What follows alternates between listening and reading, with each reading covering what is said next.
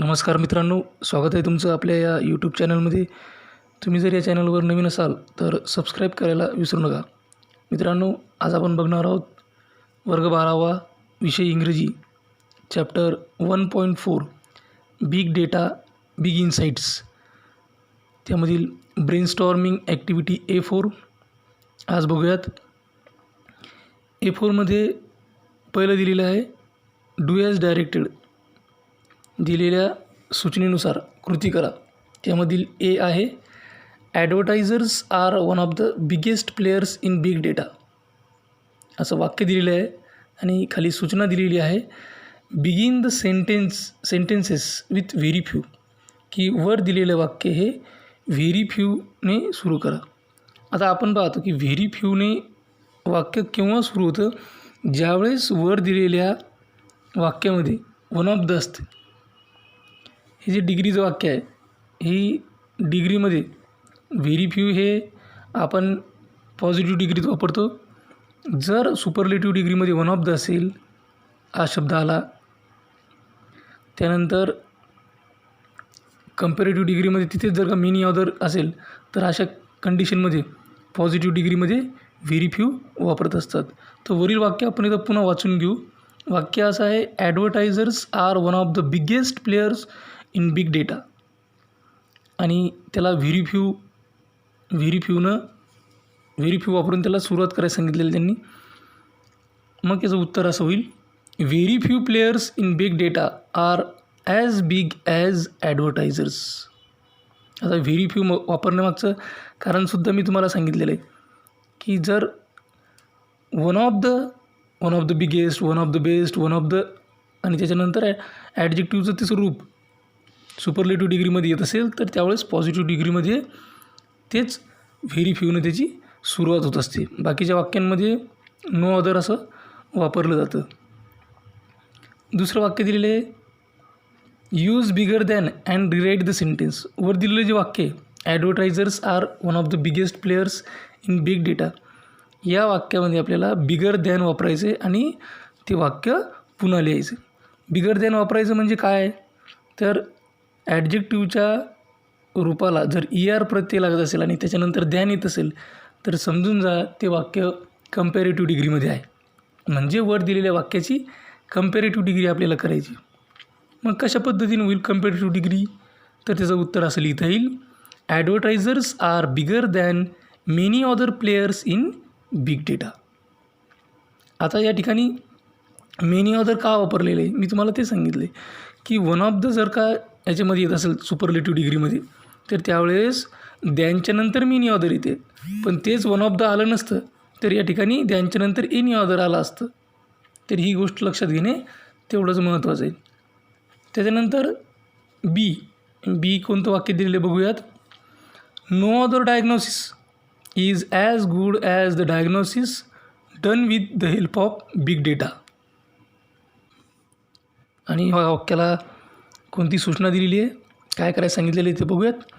Use best and rewrite the sentence. Use best म्हणजे काय, good, better आणि best. तर बेस्ट हे ॲडजेक्टिव्हचं तिसरं रूप आहे, म्हणजेच त्याला आपल्याला आता सुपरलेटिव्ह डिग्रीमध्ये करायचं आहे. मग सुपरलेटिव्ह डिग्रीमध्ये वरील वाक्य कसं होईल, तर ते असं होईल the diagnosis done with the help of big data is best diagnosis. बघा फार सोपं उत्तर आहे याचं. त्यानंतर दुसरा दिलेला आहे म्हणजे दुसरी कृती सांगितलेली याच वाक्यासाठी use better than and rewrite the sentence, की वर दिलेलं जे वाक्य आहे no other diagnosis is as good as the diagnosis done with the help of big data, याच्यामध्ये बेटर दॅन वापरायचं आहे आणि वाक्य पुन्हा लिहायचं आहे. बेटर दॅन वापरायचं म्हणजेच त्याची कंपॅरेटिव्ह डिग्री करायची. मग त्याची कंपॅरेटिव्ह डिग्री कशा पद्धतीने होईल, तर त्याचं उत्तर लिहिताना असं लिहावं लागेल the diagnosis done with the help of big data is better than any other diagnosis. त्यानंतर एक वाक्य दिलेलं आहे इथं these internet giants provide the greatest data about people. These internet giants provide the greatest data about people. या ठिकाणी ग्रेटेस्टला जोडून थोडीशी माहिती आलेली आहे. Data about people. आणि याची कृती काय करायला सांगितलेली आहे, begin the sentence with no other. हे वाक्य नो अदरनं सुरू करायला सांगितलेलं आहे.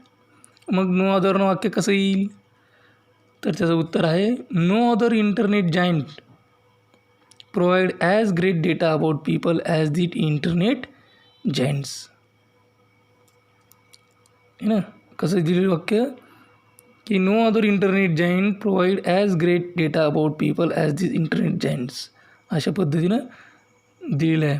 आणि यातच दुसरी कृती दिलेली आहे, use greater than and rewrite the sentence. म्हणजे आता याला कंपॅरेटिव्ह डिग्री करायचं आहे. कोणत्या वाक्याची, these internet giants provide the greatest data about people. मग त्याची कंपॅरेटिव्ह डिग्री करत असताना उत्तर अशा पद्धतीने लिहिता येईल, these internet giants provide greater data about people than any other giants.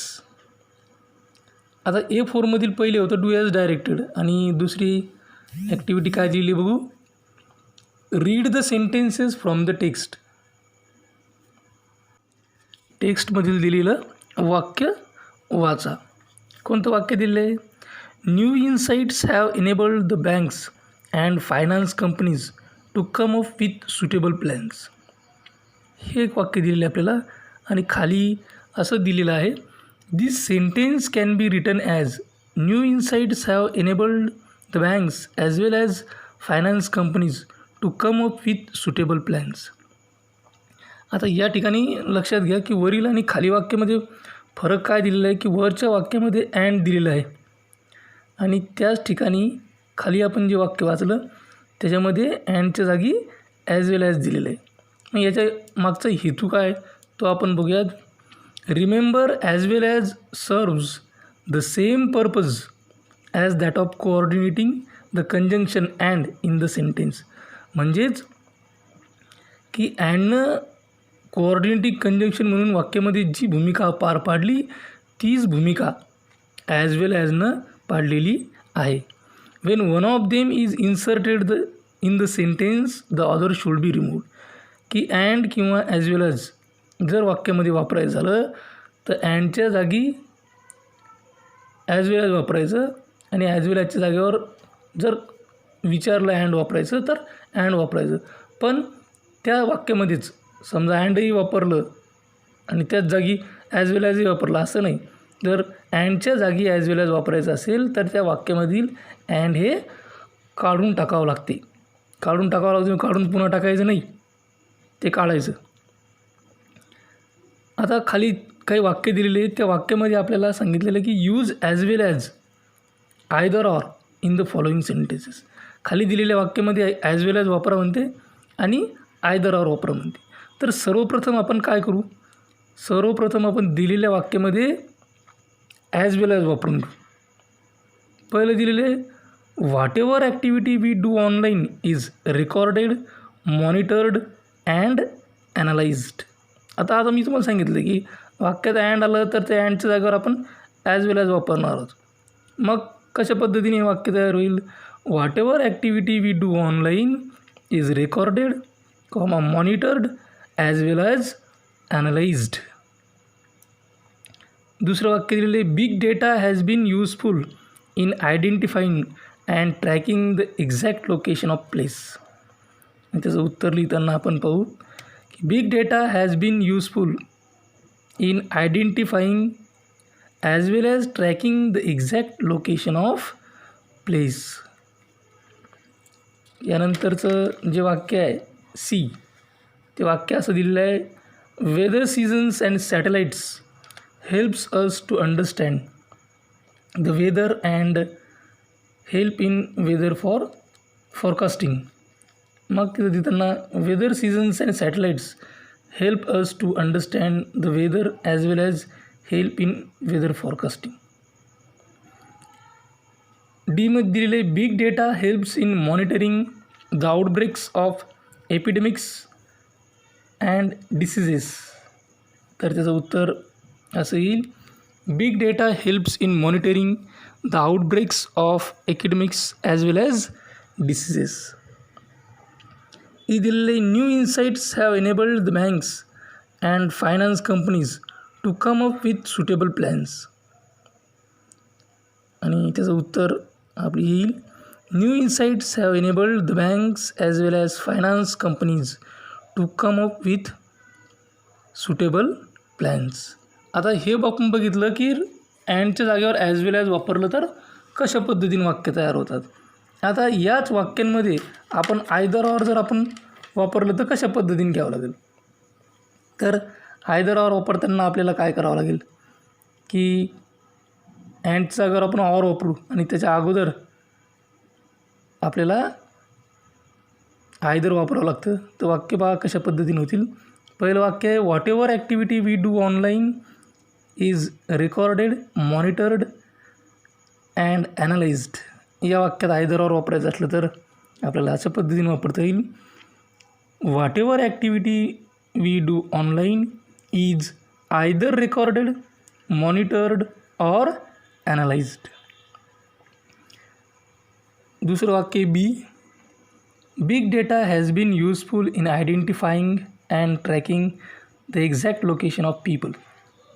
याचं उत्तर असं लिहावं लागेल big data has been useful in either identifying and tracking or tracking the exact location of people. नंतर सी दिलेलं आहे weather seasons and satellites helps us to understand the weather and helps in weather forecasting.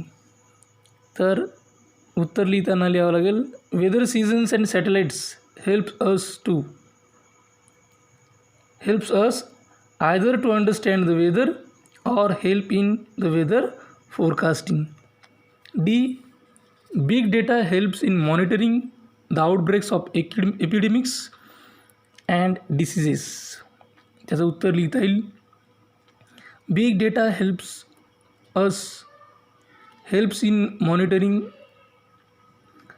in either monitoring the outbreaks of epidemics or diseases. E दिलेले new insights have enabled the banks and finance companies to come up with suitable plans. तर याचं उत्तर असं लिहिता येईल new insights have enabled either the banks or finance companies to come up with suitable plans. तर अशा पद्धतीने आपण ॲक्टिव्हिटी A4 या ठिकाणी पाहिली. अशाच प्रकारचे नवनवीन व्हिडिओ पाहण्यासाठी या चॅनलला सबस्क्राईब करा. तुम्हाला हा व्हिडिओ आवडला असेल तर लाईक करा, शेअर करा. काही अडचण असेल तर कमेंट करा. काही सजेशन द्यायचं असेल ते सजेशनसुद्धा तुम्ही या इनबॉक्समध्ये देऊ शकता. हा व्हिडिओ अत्यंत काळजीपूर्वक व शेवटपर्यंत पाहिल्याबद्दल धन्यवाद. थँक्यू. Thanks a lot.